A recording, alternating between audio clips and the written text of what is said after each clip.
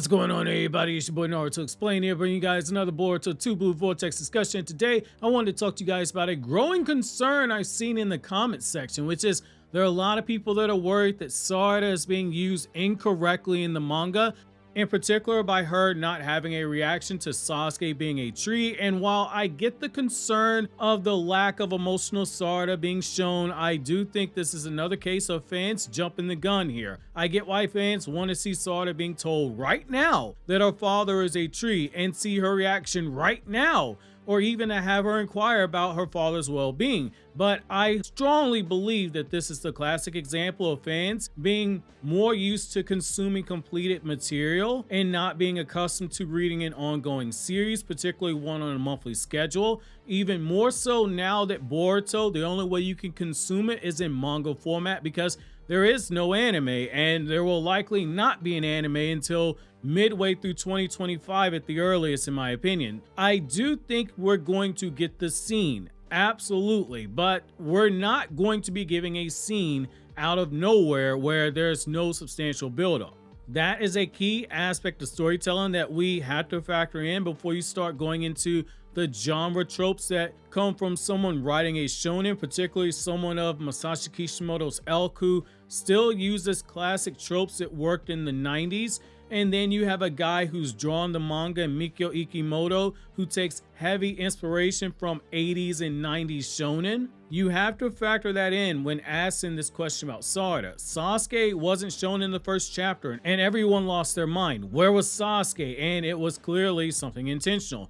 You got the fandom talking about something other than all the manga designs that we got with the time skips and Code returning and Boruto returning to Konoha and coming to fight Code's army. Outside of Sarada bringing up her father to Shikamaru, there was no mention of Sasuke anywhere in the chapter.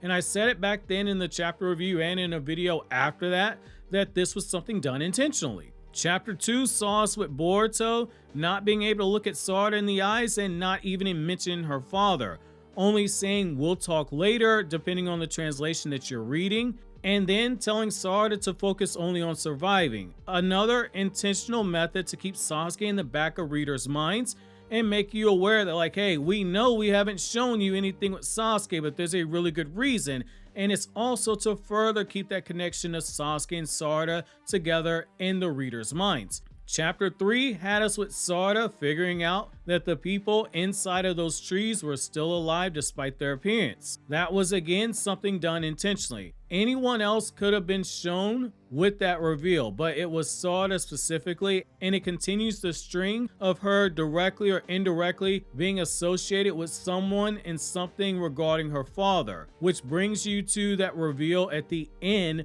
of Boruto chapter 4, where Boruto is shown sitting under the tree apologizing to Sasuke, saying that he's gonna have to wait a little bit longer in order to get released. All of those story beats, they were done intentionally, and these are just layers that are being added to the story to build that bridge to Sarada learning the truth about her father. She's likely gonna learn about the truth when someone like Ada reveals what happened to Sasuke when she does use her Sharingan to locate Boruto, which we now know she can do because Boruto returned to Konoha. Her promise to not assist Kawaki and Shikamaru in looking for him is over.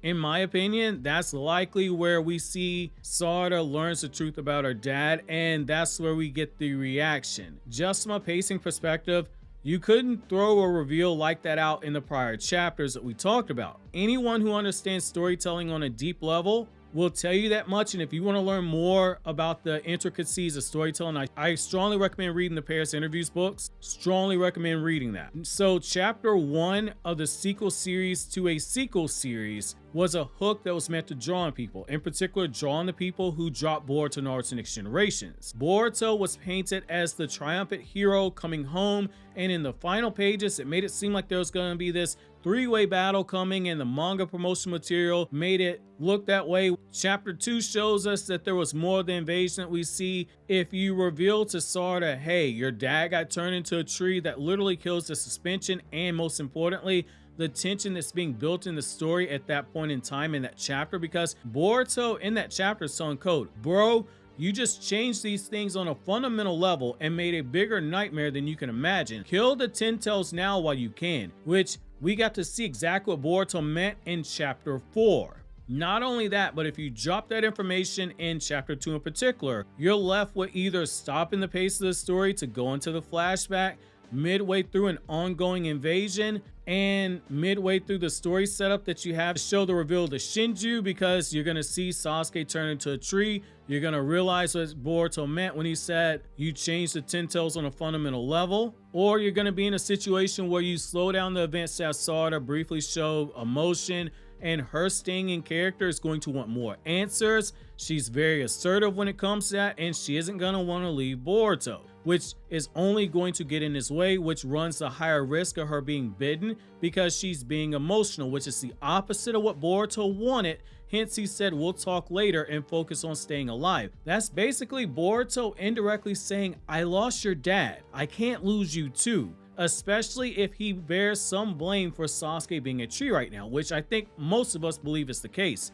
There's no way that Boruto can tell her in chapter 3 because he and Sarada, they're literally separated. At least right now, going into chapter 5, we now have the story at a point where it can either, 1, keep its foot on the gas, or 2, which I think is the most likely one, which is slow down for a short period of time for maintenance, which if that's the option that you go with, then you already have Ada, someone who is used to confirm what happened in the past being foreshadowed, because once again, Sarada set it in motion by telling Shikamaru, if you doubt what I'm saying, then you can have Ada confirm everything that happened, which is going to lead to the truth about the Shinju being revealed to the people in Konoha, and Sarada learning about what happened to Sasuke most likely. Ada happens to have the Semigon, and we've seen Ikimoto play around with this paneling to show us from Ada's perspective how she views the past, where she's basically shown as a projection in an event, watching things as a spectator. You have a way to show what happened if that's the route that you choose, and you have a way to break the news to Sarada if that's the route you choose to go on, instead of punting it off to Boruto to tell her in person. And also, because of the way that Ada is used to do this, it's a creative way around the traditional way that Kishimoto's done flashbacks in the past. You also have another route that you can go with that is further long-term storytelling, by having Sarada be one of the people who runs across that Shinju version of Sasuke and have her freeze at the sight of him the way that Boruto briefly did, then use that as a method for her getting answers. In short, it's long-term storytelling at play here. Not everything is going to be presented to you in a chapter right away with manga. You're going to see seeds being planted. Those seeds are gonna need time to actually produce some type of fruit. Sometimes it's quick, sometimes it takes longer, but you're not gonna get that payoff right away. And there's gonna be the potential you end up waiting several months or perhaps even longer for something that, if there was an anime for it, you get an answer within a few days. If say you're binge watching with ongoing manga, if you're not getting a reaction from a character, you're not seeing a character learn about something or react to something in a way that you think that they should or that they should know, you have to play the long game and see where the moving pieces are going, big and small, how they're being used, because not everything is shown at once. If for no other reason than for the business reason, because mangaka, and in particular the writer, if the series work is being split up between someone who writes the story, like say Kishimoto here, and Ikimoto who draws the story, or like how you see it with Death Note where the work is split up, or how you see it with Oshinoko where the work is split up, there's an incentive to want to leave more for future chapters, because it gives readers in Japan a reason to vote for the manga to keep it high in the magazine rankings, so it doesn't get axed by Shueisha or whatever company that is actually publishing the manga. The higher up the table of contents that your favorite manga is, the better positioned they actually are. The lower down the table of contents they are, the more likely they are to get canceled or moved to another publication. Some of my favorite series by legendary mangaka, they've mastered this art. Takahashi did it with all of her series, most notably with Inuyasha, where the first demon that Inuyasha and Kagome battle together, Yura,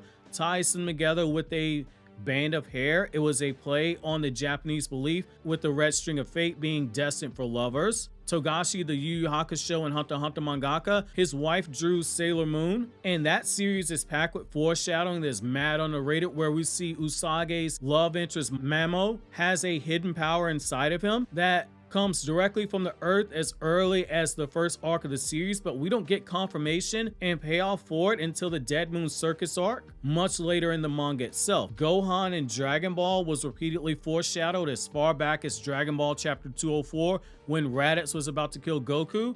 We saw hints that 4-year-old Gohan had a sleeping power inside of him much higher than his father's, and we saw continual signs over the next couple arcs that he was leapfrogging his dad, only to finally get it paid off when we learned that Super Saiyan Gohan was much stronger than the Goku fought against Cell, and that's before that 9-year-old Gohan ended up getting his rage amp and transformed into Super Saiyan 2, which, yes, 9 years old and English dub screwed it up. We're not always going to get the answers that are up front, and that's okay. That's the beauty of being a fan of an ongoing series. You open the chapter expecting answers, and then the mangaka subverts your expectations by giving you another story beat to follow, and it takes your attention elsewhere, only to come back and revisit the story point later on that might have seemed like it was forgotten about. The whole time, you as a community, you sit back and you enjoy the content, you engage in the discourse, you have your debates, you post on social media like Twitter and Reddit and etc. Do all these intricate theories and everything. If you're a creator such as myself, you make videos with your opinions on what's going on to engage with the community, or you do what I did for around 4 years here on the channel, which is take fan suggested theories and topics and use that to engage with the community. But I'm going to cool off of doing that because it's giving people the wrong idea about the channel, because a majority of the content on the channel isn't theory based, but you have people saying that, and most likely those people saying that are people who don't actually watch the content, in particular the backlog of lore content